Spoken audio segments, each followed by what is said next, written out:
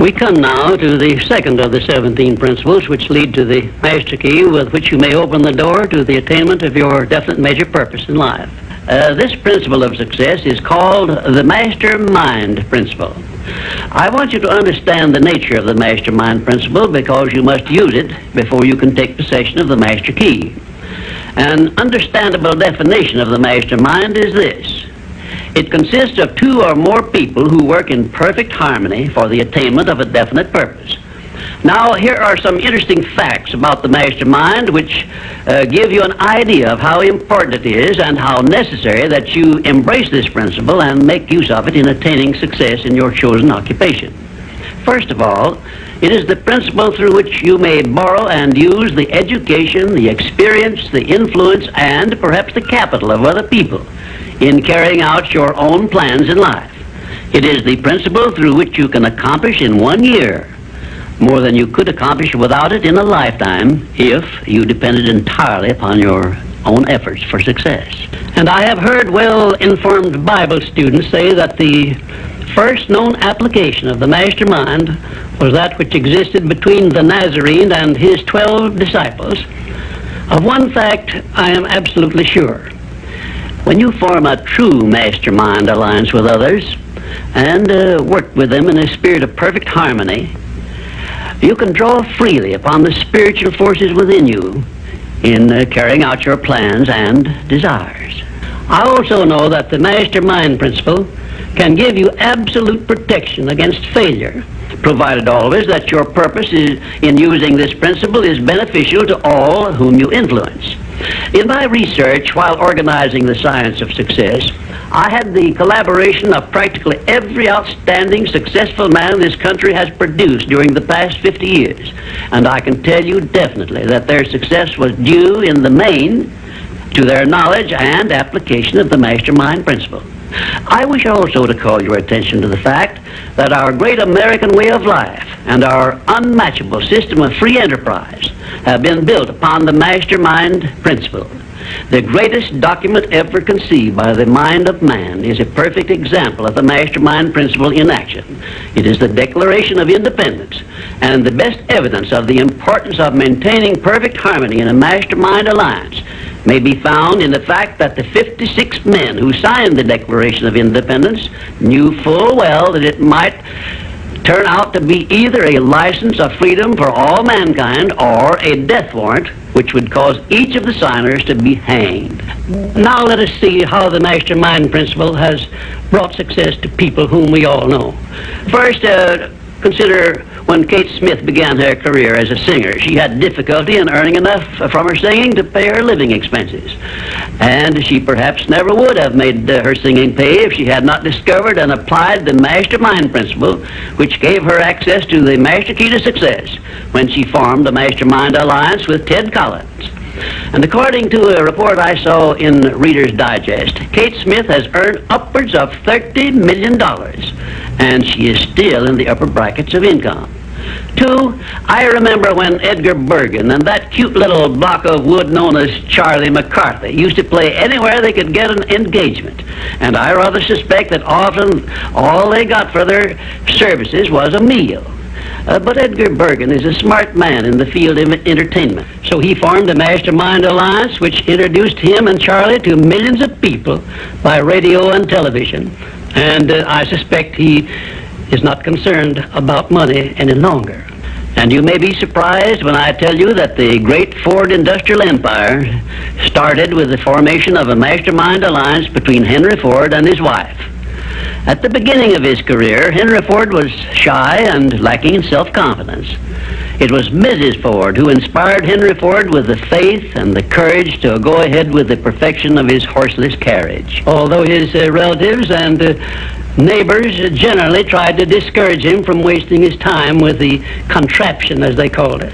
4, the Federation of States, known as the United States of America, is the richest and the most powerful nation civilization has yet produced. And the secret of our strength and riches consists in our form of government through which all our states function in a spirit of harmony based on the mastermind principle through a central federal government located at Washington. And now a word to you personally.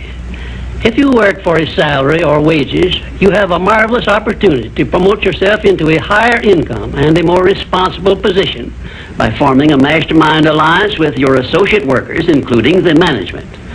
In my next visit, I will give you further instructions on how to apply the mastermind principle so as to increase your own income and promote yourself to a higher position with the full cooperation of your management. Yes, that is correct.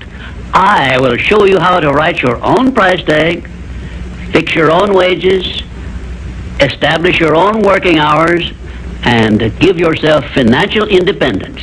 But right now, I want you to do 3 things before our next visit. First, decide definitely where you wish to be and what you wish to be doing during the next 3 years. And second, decide how much money you desire to be making and what you are going to do to earn it. And third, form a mastermind alliance with at least one person in your immediate family and at least one other person among those to whom you are selling your services. By taking these 3 steps, you will have gone a long way toward appropriating the great master key to success. There is no such thing as something for nothing. Everything, including your personal success, has a price that must be paid. And the only price you are requested to pay for the present is the effort necessary to do 3 simple things that I have suggested. Now, before you begin to take the 3 steps I have suggested, there is one important fact I wish you to remember, and it is this.